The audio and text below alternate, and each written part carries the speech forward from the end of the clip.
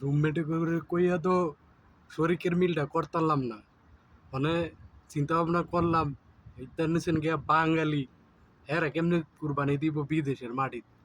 চিন্তা ভাবনা করলাম যে গিয়া কয়েকটা সৌদিয়ান মিলাইতারি হ্যাঁ গো লগে কুরবানি দিমু।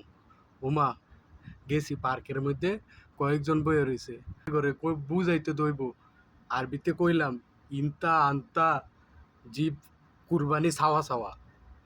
পরে হেরা কইলো এস কারলাম মাফি।